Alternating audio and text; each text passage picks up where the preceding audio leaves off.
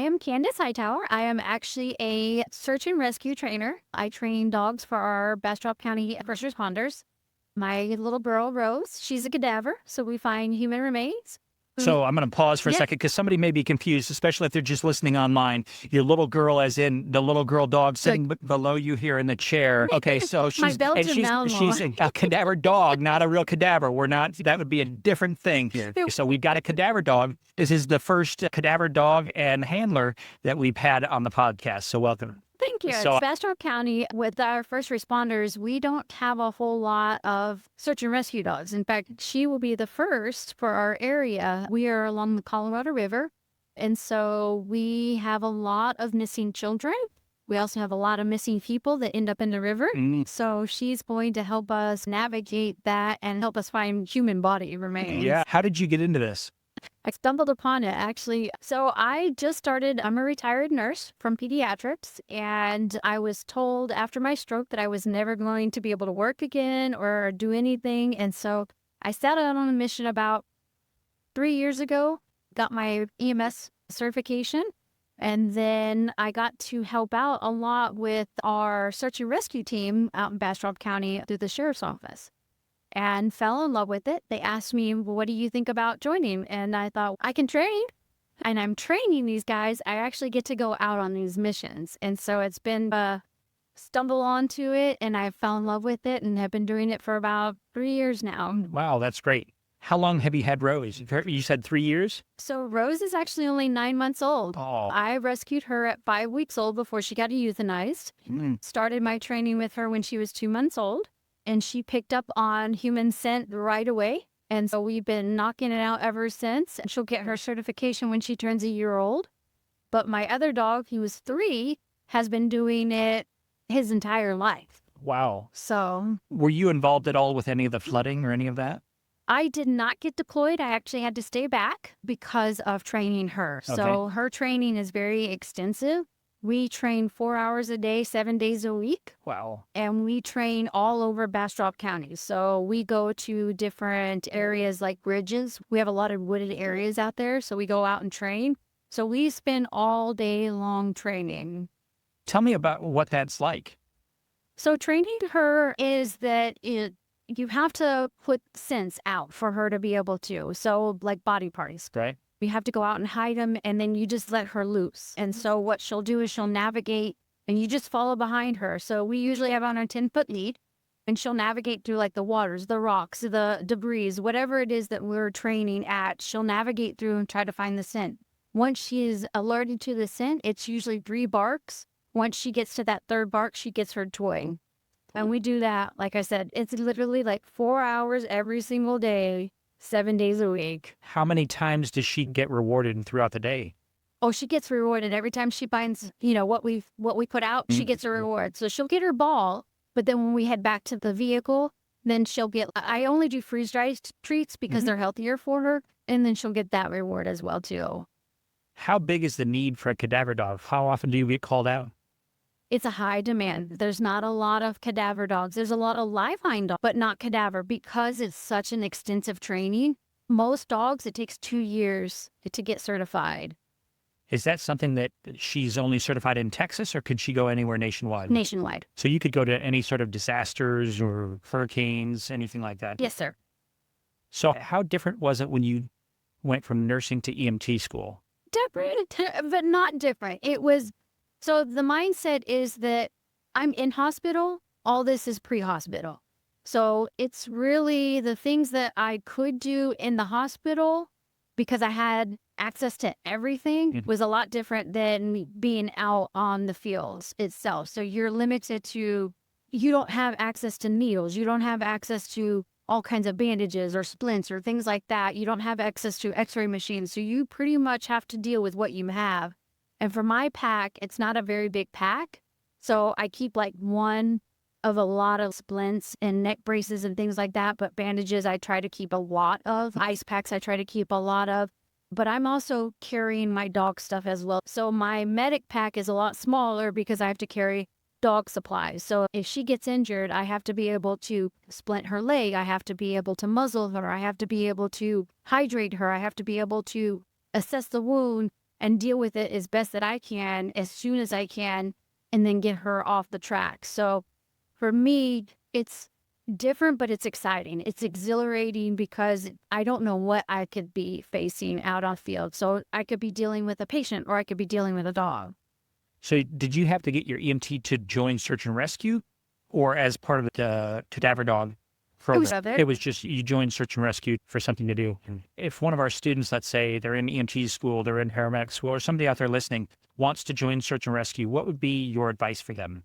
So I looked up our local place here in Texas, and Texas A&M has a amazing program, and I paid for the program myself. Now, my county's going to reimburse me, but because I wanted to do it right then and there, I didn't want to go through any channels. I paid out of pocket. So if I were a student, I would tell them, look to see who in your county does first search and rescue school, and then go that route, because you don't have to be an EMT. You don't have to be any medically trained person to do search and rescue. You just have to be willing to put in the hours to the school, and you want to find your local school and see what their reputation is. Now, if they get a lots of deployment, then you know it's a good school. If they don't, then it's probably a flyby kind of school, and you don't really want that certification. You want a good school that has reputation, they have credible hours, they have on-site training, hands-on, because a lot of places they'll just do online, but that doesn't give you the hands-on experience that you need. And for something like this, you want all hands on deck. You want to be able to physically see what you're working with and to have somebody there to correct you right away if you're screwing up, no matter what it is you're doing. Are you sending your dog in too soon? Are you not getting the right signals? Those things are vital, especially when you're out in the field and you're actually doing it. It's very vital that you and your dog have that perfect bond.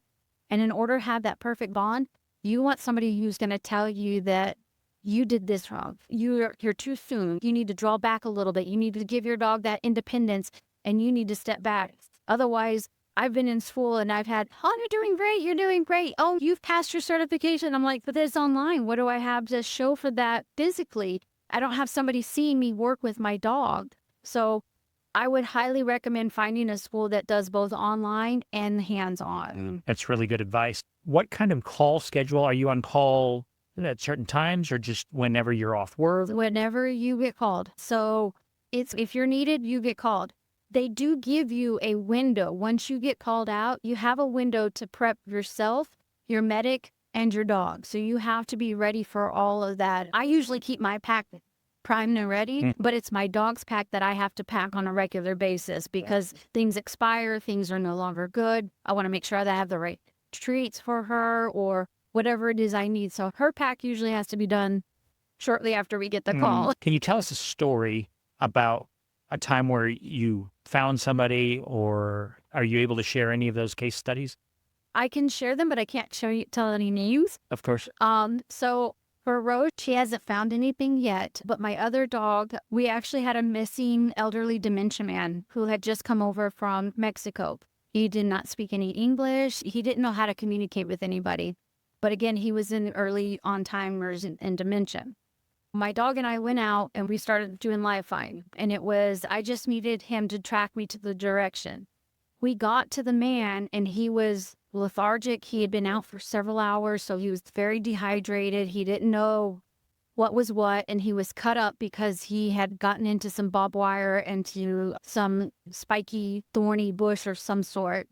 My dog was able to go up to him, relieve him of his anxiety, and then we had a responder come who spoke perfectly good Spanish, was able to translate for us. But it was my dog and I who were able to keep him calm, keep him in place, and time for the rest of the crew to show up and do what they needed to do. If somebody wants to get into search and rescue to do this, what advice would you tell them? So the cadaver dog can find live people as well?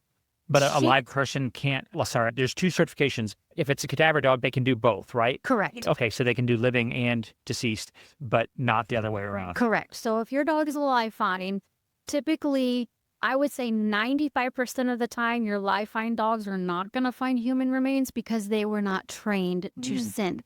Because a human remains has decomposition. And so during decomposition, we go through different smells and different breakdowns of our body. Whereas a live find, your blood is still pumping through your body, your heart is still moving, and so they're not keen on those. Whereas a human remain detection dog can also sense that there's a human. We try not to have them do that because then that takes away from them focusing strictly on finding my human remains. Because usually there's a team, and the team could be made up of 5 people. It could be made up of 15 people. And if my dog is trying to find a live human and not human remains, it's 15 people that she's queuing on, and I want her strictly to focus on human remains. And so we tend not to have them cross roads either way. A human's remain dog can do it. It's just not, it's not liked by a lot of people. Sure. I'm going to ask a question just out of my own curiosity. Is there any sort of reimbursement from the government, or are most search and rescue organizations volunteers or nonprofits, or how does that work?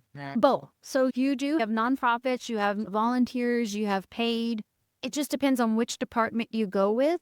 Our department that we're a part of is all volunteers. Okay. So no, we do not get reimbursed. I, however, do because it's my business. So my business is to train these dogs. It just so happens that I'm also a handler at the same time. So I'm a twofold. So I can get government funding because of what I do. I cannot get reimbursement if I go out on deployment through my county. So if they call my county out and I go out with my county, my first responders, then I will not get reimbursed. But if I go out under my business name, then they will reimburse you for your time. Okay. When I lived in Alaska, it seemed like the Coast Guard was in charge of every search and rescue, and then they would coordinate with the local fire departments. And I know it's different from state to state, but in Texas, is the sheriff in charge of missing people? Like, is the sheriff in charge of? I'm going to say yes, but I don't know that for sure because I'm just the low end on the totem pole. So I get my orders from whoever the chief and commander is on scene. So if that's the local sheriff, great. If not, we also have people like the government that will come in and they'll take over. So whoever the chief and commander is, that's who is controlling the whole situation. So they'll call out if they need search and rescue, and then they'll direct us in whichever path we need to go. Usually they won't call us out until after a certain time period. And then we, again, like I said, we have so many hours to get ready and deploy out. Once we get deployed out, then we sit there and we wait until they're ready for us. Wow, that's great. So if somebody is interested in learning more about what you do, how can they get in touch with you? So I have my own website, TDR K9 Academy, or they can go to like their local department that has a search and rescue and ask questions, meet the dogs. They absolutely love it. They love when people come in, and they love when they ask questions, and they love when they learn more, because whether you're a part of the fire department, you're a part of the first responder EMS department, the sheriff's department, we all have to work together in the end.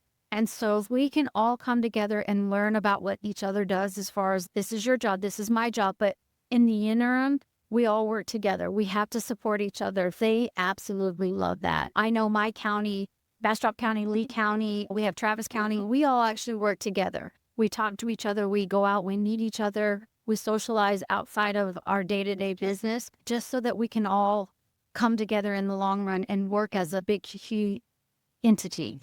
Texar, which is a part of the group I'm a volunteer at, we work highly with the government. We work highly with National Guard, with the city council. We work with the governor's office. We work with anybody that calls us out. But again, we have to work with them.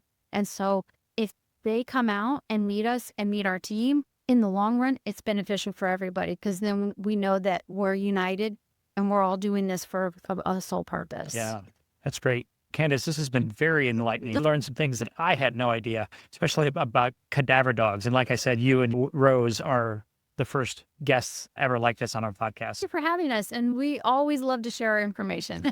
All right. And we'll drop those links down in the description of the show notes. Okay, great.